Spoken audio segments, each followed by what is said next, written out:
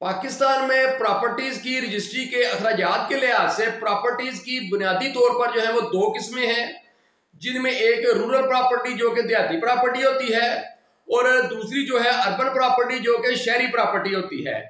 और ये जो रूरल और अर्बन प्रॉपर्टीज हैं, इन दोनों रजिस्ट्रियों के अखराजात में जो है वो हमेशा ही जो है कुछ ना कुछ फर्क जरूर रहा है। बाज़ दफ़ा ऐसे होता है कि जो रूरल प्रॉपर्टी की रजिस्ट्री के अखराजात होते हैं उनका जो शेड्यूल होता है सरकारी गवर्नमेंट उसको जो है अर्बन प्रॉपर्टी की रजिस्ट्री के अखराजात के शेड्यूल के मुकाबले में बढ़ा देती है। और बाज़ दफ़ा ऐसे भी होता है कि जो अर्बन प्रॉपर्टी की रजिस्ट्री के अखराजात का शेड्यूल होता है गवर्नमेंट उनको जो है रूरल प्रॉपर्टी की रजिस्ट्री के अखराजात के शेड्यूल के मुकाबले में जो है वो बढ़ा देती है। बहरहाल इन दोनों प्रॉपर्टीज की जो रजिस्ट्री के अखराजात हैं इनमें हमेशा जो है वो थोड़ा बहुत फर्क जो है वो जरूर रहता है। फिर जो बड़ी तहसीलें हैं वहां पर इनके जो सब रजिस्ट्रार हैं वो भी अलग-अलग होते हैं। सब रजिस्ट्रार वो शख्स होता है जो प्रॉपर्टी की रजिस्ट्रियां जो है वो तस्दीक करता है, और जो बड़ी तहसीलें हैं पाकिस्तान में वहां पर जो है सब रजिस्ट्रार अर्बन और सब रजिस्ट्रार रूरल होते हैं। जो सब रजिस्ट्रार अर्बन होता है वो अर्बन प्रॉपर्टीज की रजिस्ट्री तस्दीक करता है, और जो सब रजिस्ट्रार रूरल होता है वो रूरल प्रॉपर्टीज की रजिस्ट्रियां जो है वो तस्दीक करता है।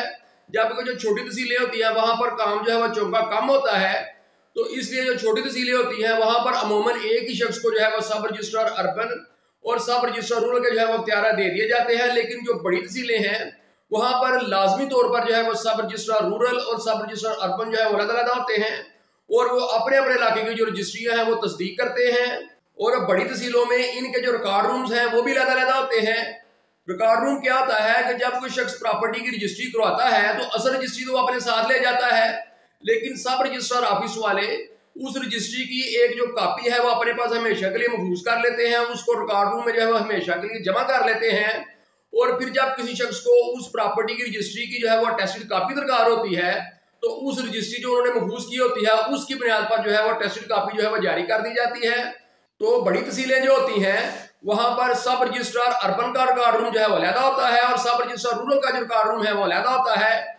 अगर किसी ने अर्बन इलाके की रजिस्ट्री की टेस्टेड कॉपी लेनी हो तो वो अर्बन रिकॉर्ड रूम जो है वहां पर अप्रोच करता है, और अगर किसी ने रूरल इलाके की रजिस्ट्री जो है उसकी टेस्टेड कॉपी लेनी हो तो वो रूरल रिकॉर्ड रूम जो होता है वहां पर अप्रोच करता है। लेकिन जो छोटी तहसीलें होती हैं वहां पर जैसे मैंने पहले बताया काम कम होता है, तो इसीलिए वहां पर रिकॉर्ड रूम भी जो है वो एक ही हो सकता है, और उस रिकॉर्ड रूम में अर्बन इलाके की रजिस्ट्री और रूरल इलाके की रजिस्ट्री जो है वहाँ एक ही रिकॉर्ड रूम से मिल जाती है।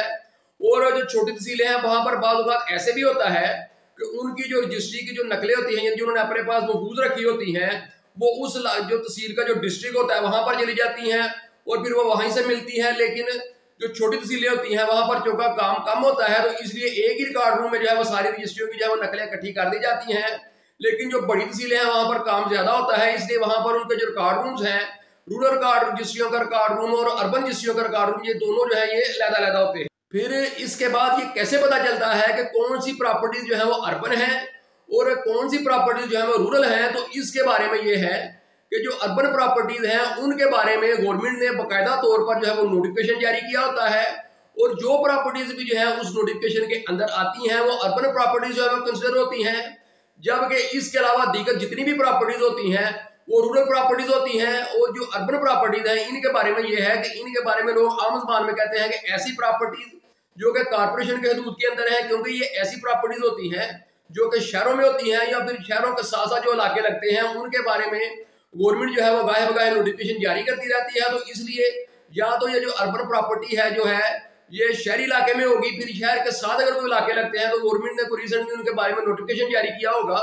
तो ये वो प्रॉपर्टीज होती हैं जो कि कॉर्पोरेशन के हदूद के अंदर यानी शहरी इलाकों में, और शहरी इलाकों के साथ अगर गवर्नमेंट जो है किसी प्रॉपर्टी के बारे में जो है वो नोटिफिकेशन जारी कर दे तो ऐसी प्रॉपर्टी जो है वो अर्बन प्रॉपर्टी कहलाती हैं। जबकि जिनके बारे में कोई नोटिफिकेशन नहीं होता वो रूरल प्रॉपर्टीज होती हैं, और इनके बारे में जो है बड़ी आसानी से पता भी लग जाता है क्योंकि जो सब रजिस्ट्रार ऑफिस होता है वहां पर डीसी रेट लिस्ट जो है वो तैयार होती हैं। वहां पर जो अर्बन इलाके की डीसी रेट लिस्ट होती है वो अलग तैयार होती है, और जो रूरल इलाके की जो डीसी रेट लिस्ट होती है वो अलग होती है। और डीसी जो रेट लिस्ट होती है अर्बन इलाके की उसमें जो है वो इजीली देखा जा सकता है कि कौन कौन से इलाके जो है इस डीसी रेट लिस्ट में जो है वो शामिल किए गए हैं, तो वो सारे जो है वो अर्बन कंसिडर होंगे, उनके बारे में इजीली पता चल जाएगा कि ये अर्बन है।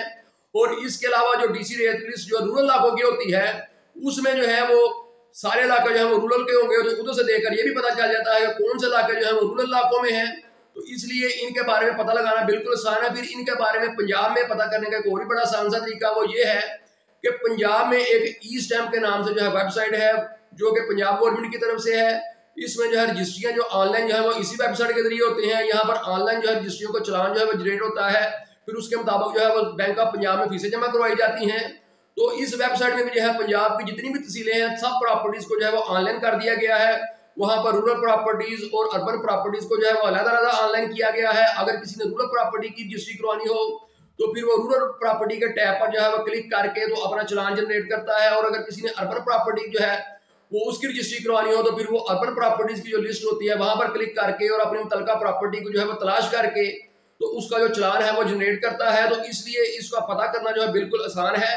ऐसी प्रॉपर्टीज जिनके बारे में नोटिफिकेशन हो वो अर्बन प्रॉपर्टीज होती हैं और ये मुतल्लिका सब रजिस्टर ऑफिस से इनका पता चल जाता है। वहां पर डीसी रेट लिस्ट को देखा जा सकता है, या फिर ई स्टैम्प जो वेबसाइट है पंजाब में उसके जरिए भी जो है अर्बन और रूरल प्रॉपर्टीज जो है उसके बारे में जो है वो पता चल जाता है। इसके बाद इसके बारे में जो मजीद चीज है वो ये है कि इनके जो डीसी रेट है वो क्या होते हैं, यानी अर्बन प्रॉपर्टी और रूरल प्रॉपर्टी के जो डीसी रेट है वो किस हिसाब से होते हैं। तो जो अर्बन प्रॉपर्टी होती है उसके जो डीसी रेट होते हैं वो इलाके के लिहाज से होते हैं, यानी एक इलाका जो है उसमें आप किसी भी जगह पर प्रॉपर्टी खरीदें तो वहां पर जो है वो एक ही रेट लागू होगा, क्योंकि इसके जो डीसी रेट होते हैं अर्बन प्रॉपर्टी के ये इलाके के लिहाज से होते हैं। हर इलाके का जो है वो अलग-अलग रेट होता है। जबकि जो रूरल प्रॉपर्टी होती है इसके जो डीसी रेट है, क्योंकि जो रूरल प्रॉपर्टी होती है यहाँ पर जो ज्यादातर इलाके हैं वो ज़रई होते हैं और जो ज़रई इलाके हैं उनमें जो होते हैं वो खाते होते हैं, यानी उनमें ज़रई खाते होते हैं जिनको खेवड़ कहते हैं। और उन खेवड़ में जो है वो खसरे होते हैं बेशुमार। तो हर जो खेवड़ है उसका जो है रेट उसके खसरों के लिहाज से जो है वो रूरल प्रॉपर्टीज का जो है वो अलग-अलग होता है। अब एक अगर इलाके में एक शख्स प्रॉपर्टी खरीदता है, अगर वो एक खेवड़ में खरीदता है तो उस खेवड़ के जो खसरों का रेट है उसके मुताबिक जो है उस पर जो है रेट लागू होगा डीसी। लेकिन अगर उसी गाँव में जो है वो दीगर किसी खेवड़ में जो है प्रॉपर्टी खरीदता है तो उस पर जो है वो अलग रेट जो है वो लागू हो जाएगा। जबकि जो अर्बन प्रॉपर्टी होती है उसका इलाके के लिहाज से जो है वो डीसी रेट होता है। और जो रूरल प्रॉपर्टी होती है अगर वो ज़रई हो तो उसका जो है फिर वो खसरे के लिहाज से या खेवड़ के लिहाज से जो है उसके रेट होते हैं, तो उस लिहाज से जो है उसके रेट जो है वो डीसी रेट होते हैं।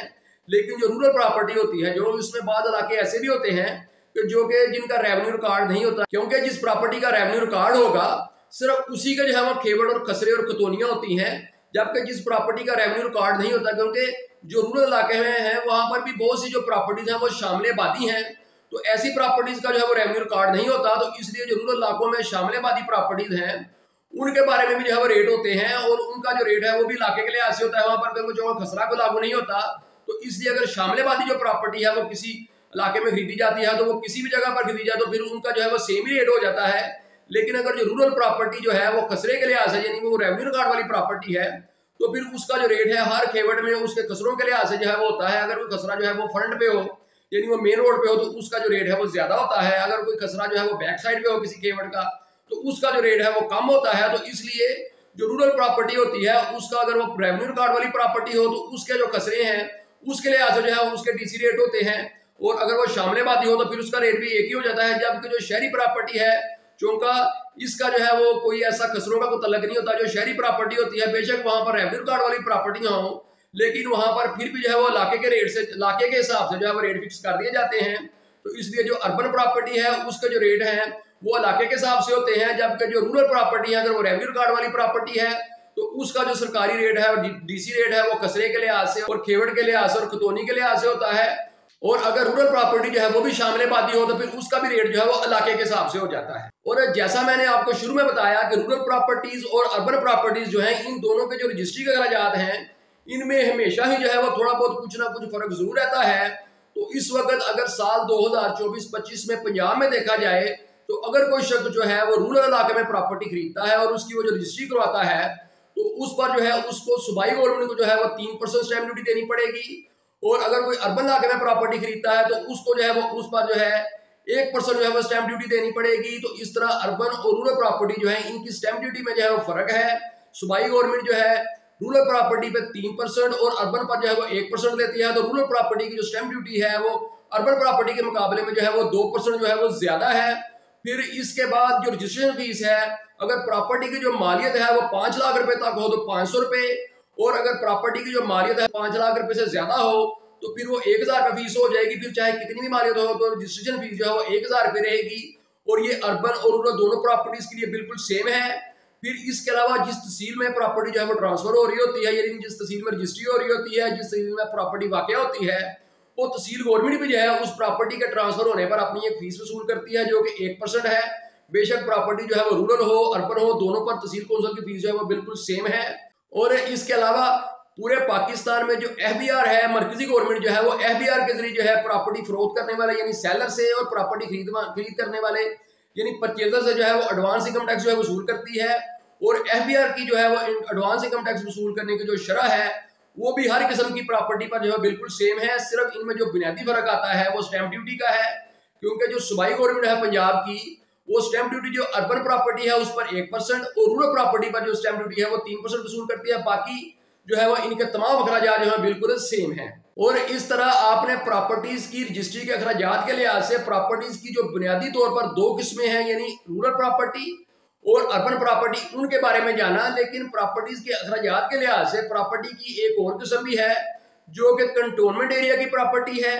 ये जो कंटोनमेंट एरिया की प्रॉपर्टी होती है ये बुनियादी तौर पर जो है वो मरकजी गवर्नमेंट के अंडर आती है, सूबाई गवर्नमेंट का जो है इस पर कोई इख्तियार नहीं है।